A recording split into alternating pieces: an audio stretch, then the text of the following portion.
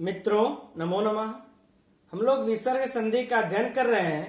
उसके अंतर्गत विसर्जनीय से सह के कुछ संबंधित निषेध अपवाद सूत्रों का अध्ययन कर रहे हैं, जो कि व्याकरण प्रवेशिका में दिया हुआ है डॉक्टर बाबूराम सक्सेना के।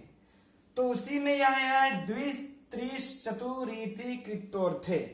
इस सूत्र का ही अध्ययन करते हैं। तो यह सूत्र क्या कहता है, पहले यह देख लेते हैं। कहता है कि द्वि, त्रि और चतुर यह शब्द के बाद यदि क ख प फ आए हैं तो, और यह तीनों जो है किसमें हो, क्रिया को बार बार यानी अनेक बार करने के अर्थ में प्रयुक्त हो, तो इनके विसर्ग को विकल्प से मूर्धन्य सकार हो जाता है। किससे? विकल्प से। आ गई बातें समझ में? फिर से देख लीजिए। ककार खकार पकार फकार के परे रहते इसके पूर्व में द्वि त्रि चतुर शब्द आए हो, क्रिया को अनेक बार अर्थ करने में सुच प्रत्यांत लगे हो, कृत्व प्रत्यय या सुच प्रत्यय लगे हो, तो वह विकल्प से उसके विसर्ग को मूर्धन्य सकार हो जाएगा। आइए इसके उदाहरण को देखते हैं। लेकिन उदाहरण को देखने से पहले इतना समझ लेते हैं कि देखिए, जो क्रिया को अनेक बार करने है ना, यह परीक्षा का भी प्रश्न है। क्रिया को अनेक बार करने के अर्थ में कौन सा हमारा प्रत्यय लगता है?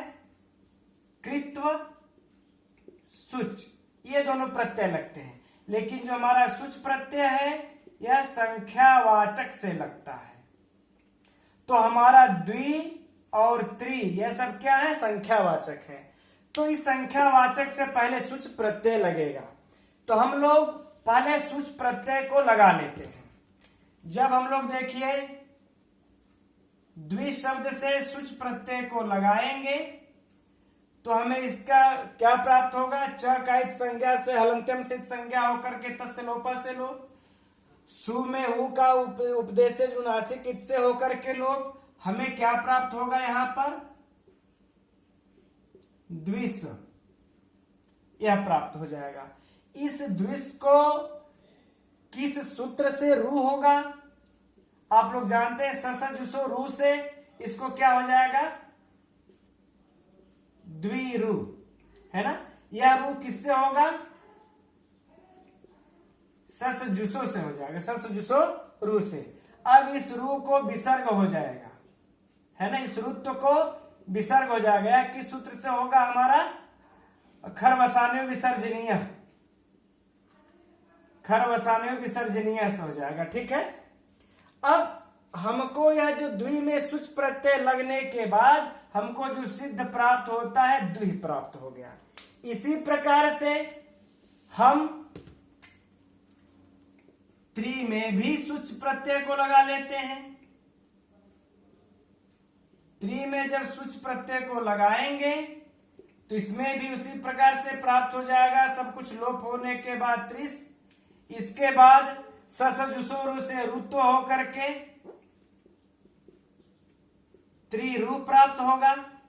इसके बाद रु को विसर्ग होकर खरवसान्यों से हमें त्रि प्राप्त होगा, द्वि त्रि। अब इसी प्रकार से हम चतुर को भी लगा लेंगे। चतुर्धन सुच, ठीक। अब चतुर्धन सुच को लगा लेने के बाद क्या बचेगा? हमको इस संज्ञक होकर के लोप होकर के चतुर, फिर स बच जाएगा। ठीक। तो इस स का जो है हमें राजसस से एक सूत्र मिलता है, राजसस्य।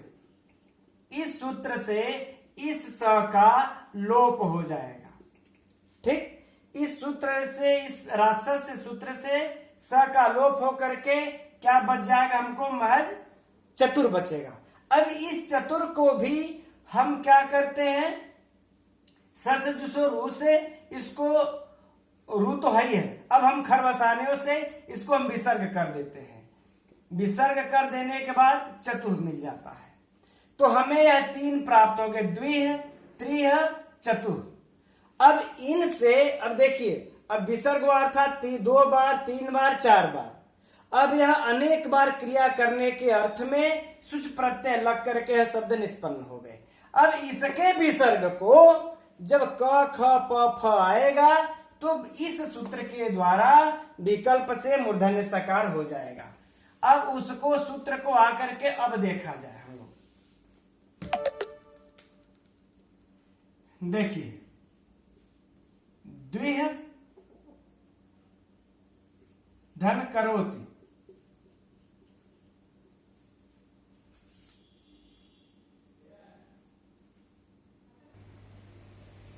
अब यहां पर आप लोग सोचिए कि हमें कौन सा सूत्र प्राप्त है। यहां पर देखिए विसर्ग है सर्वप्रथम, तो विसर्ग के परे खर है, तो हमें जो है कि विसर्जनीय से स प्राप्त है। देखिए इसीलिए हम कह रहे हैं कि सारा सूत्र विसर्जनीय से रिलेटेड है। अब हमें विसर्जनीय से यहां पर प्राप्त था, लेकिन इसका निषेध कर दिया कुपोह कपौच। ठीक है, अब यह निषेध करके चूंकि यहां पर क ख है, जीवा मूली और विकल्प से विसर्ग करेगा। ठीक, तो लेकिन यह हमको इससे मतलब नहीं है भाई।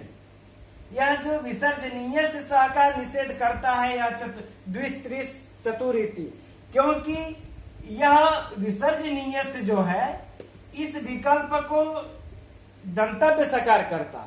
ठीक, लेकिन यह सूत्र आकर के मूर्धन्य सकार कर रहा है। ठीक, वो भी विकल्प से। तो एक बार विकल्प से हम लोग इसको मूर्धन्य सकार कर देते हैं।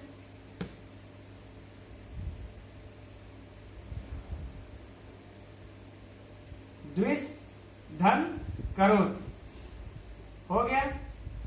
हम लोग इसको मिला देंगे, क्या रूप बनता है, द्विस करोति। आगे बातें समझ में। तो यह सकार, इस विसर्ग को सकार किस सूत्र से हुआ, इसी द्विस त्रिस चतुरेति कृतोर्थे सूत्र से हुआ। अब यह विकल्प से विसर्ग को सकार करेगा, एक बार नहीं करेगा।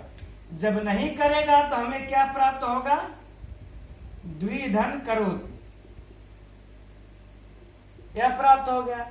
तो यहां पर विसर्जनीय से अब लग रहा था, चूंकि इसी का निषेध यह किया था, तो विसर्जनीय से लग रहा था, उसका भी निषेध कर दिया।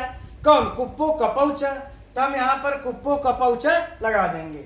जब कुप्पो कपौच लगा देंगे तो एक बार यह कुप्पो कपौच क्या करता है, इसको जीवा मूली करता है। ठीक, तो इसको जीवा मूली कर देगा करोति, राइट। और एक बार क्या करता है, इसको छोड़ देता है, इस विसर्ग को विसर्ग ही रहने देता है। तो इस बार इस विसर्ग को विसर्ग ही रहने देगा, तो द्विह करोति। इस प्रकार से हमें 1 2 3 यह रूप प्राप्त हो गए। द्विष करोति,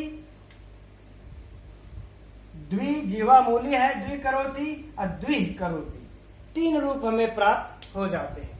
इसी प्रकार से हम त्रिह का भी देख लेंगे।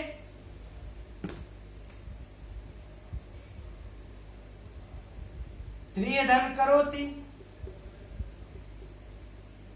हमें यहां पर भी विसर्जनीय से प्राप्त था, लेकिन उसका निषेध करके द्विस्त्रिस चतुरीति क्या करता है, इसको विकल्प से मूर्धन्य सकार कर देगा करोति।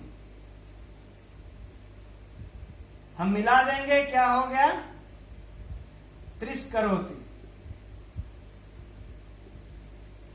3 बार करता है। ठीक, अब जब यह मूर्धन्य सकार विकल्प से जब नहीं होगा तो क्या हो जाएगा, त्रिय धन करोति। अब हमको यहां पर कुप्पो कपौच मिल जाएगा। कुप्पो कपौच क्या करता है, विसर्ग के बाद क हमें प्राप्त हुआ, तो कुप्पो कपौच लगना ही लगना है। जब वो लग जाएगा तो एक बार इसको विकल्प विसर्ग ही रहने देगा, तो विसर्ग ही रहने देगा तो त्रिय करोति। और एक बार जब इसको कर देगा जीवामूली, तो जीवामूली लगा लेते हैं।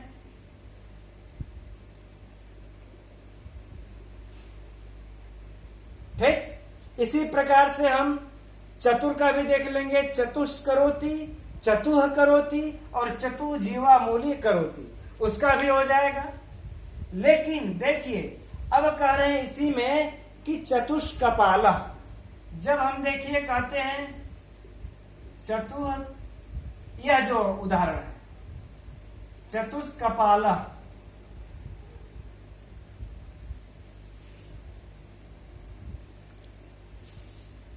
इसका जब विच्छेद हम लोग करेंगे तो चतुह धन कपाल, चार कपालों छह कसोरों से बना हुआ अन्न। तो यहां पर देखिए जो यह क्रिया विशेषण नहीं है, जैसे कि वहां द्विस करोति 2 बार करता है, त्रिस करोति 3 बार करता है, चतुह करोति 4 बार करता है, यानी कि जो क्रिया विशेषण है कि इतनी बार कर रहा है। लेकिन यहाँ पर चतुर, यहाँ पे क्रिया विशेषण यह नहीं है, इसलिए यहाँ पर कस्कादिषु से, हाँ यही सूत्र है, कस्कादिषु वार्तिक है, इससे इसके विसर्ग को नित्य सकार आदेश होकर के महज एक रूप ही बनेगा। अब यह नित्य सकार आदेश होकर के चतुष्कपाल मिला देंगे, सिर्फ एक ही बनेगा, यह नित्य सकार आदेश हो जाएगा, क्योंकि इसमें कोई भी क्रिया विशेषण नहीं है, जैसे कि पूर्व में हम लोगों ने द्वे करोति में देखा। ठीक, इस प्रकार से यह भी सूत्र हमारे विसर्जनीय सह सूत्र का निषेध करता है। मित्रों, अब जितने विसर्जनीय से सह से रिलेटेड अपवाद निषेधक जो सूत्र थे, सबका अध्ययन हम लोगों ने कर लिया। अब आगे अध्ययन करते हैं अगला सूत्र में, तब तक के लिए नमो नमः।